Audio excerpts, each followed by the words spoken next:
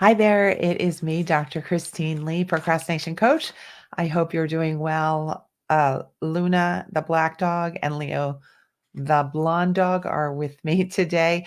Today, I wanted to tell you a little story about what happened to me over Memorial Day weekend while I was at a college reunion. I was really having fun at this reunion, but I also got into a situation that ended up being a thorny challenge. And I thought I would just use that as a little bit of practice for me becoming a better storyteller. That's one of my recent aims. And uh, to use this story and my experience as a way to teach you about some techniques for getting through thorny challenges in a relatively unscathed way. So the backstory is I went to my alma mater, and it was a 4-day event, which was really fun. It was a big major reunion year, and everything was going well. I was actually staying in a dorm room, which was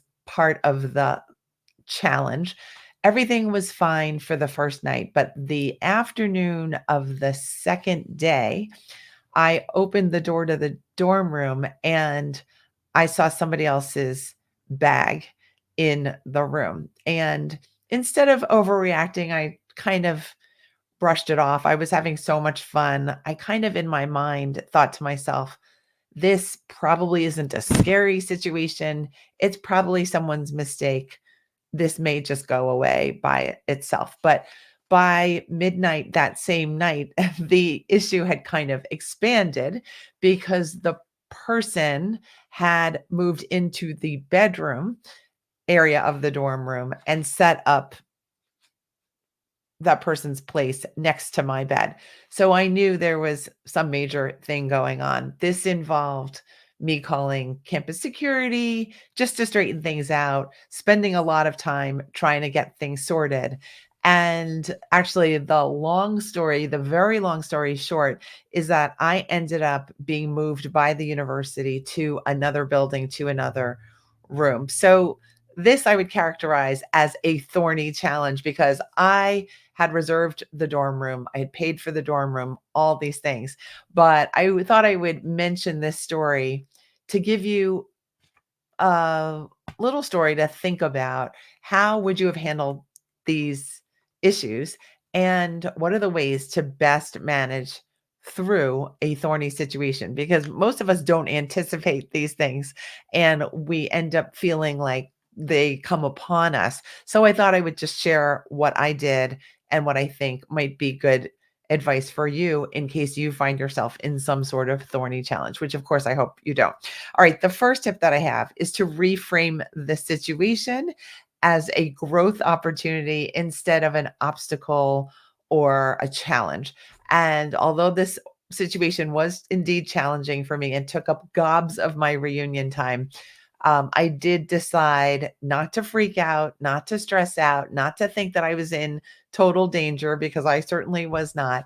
And I thought I would share that with you because when you are able to reframe your situation, whether it's challenging or not, it gives your mindset a chance to stay open and to stay flexible so that you can see potential solutions available to you instead of emotionally shutting down. And I think emotionally shutting down is never really a great idea if you can avoid it. Of course, sometimes we're forced to emotionally shut down, but this was not the case in my case, fortunately. The second tip that I have for you is to always represent your needs and your perspective fully. So there was a security officer involved. There was the other person who thought the room was theirs involved. There were other people involved. Of course, classmates chimed in, all these things.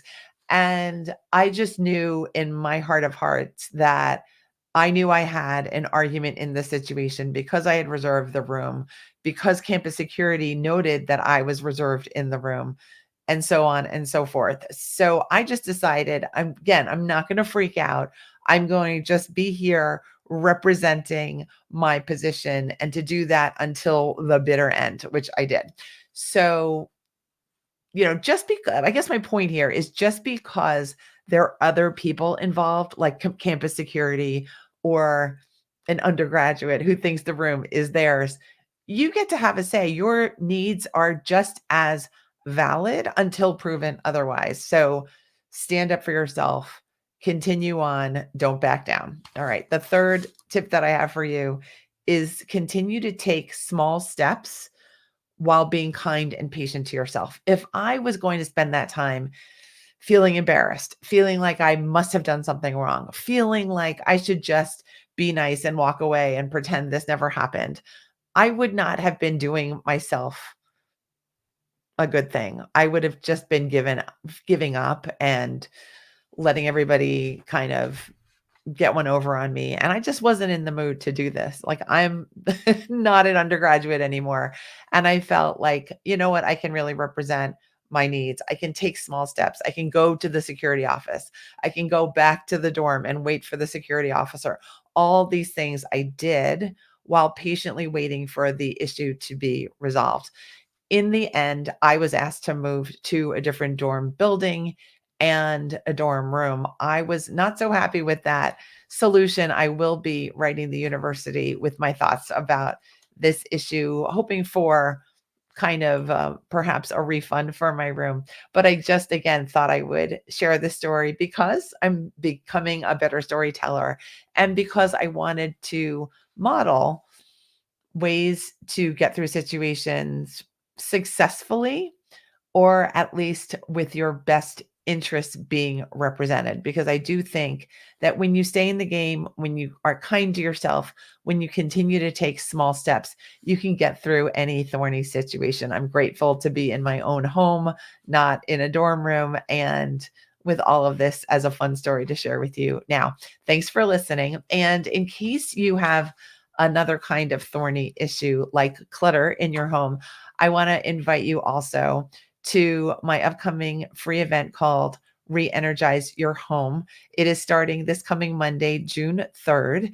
And we're going to be together all next week. I will be telling stories. I will be teaching you the best psychology backed strategies to get the clutter out of your home, to get your space to be clear and comfortable so that you can focus and you can be happy having people over. And it's all beginning on Monday. All you need to do to register is go to procrastinationcoach.com/energize. I have so many different links for it, but you can go to procrastinationcoach.com/energize, and I'll drop the link below so that you can sign up. I'll see you soon. Bye. Sleep well. Hope you had a great weekend too.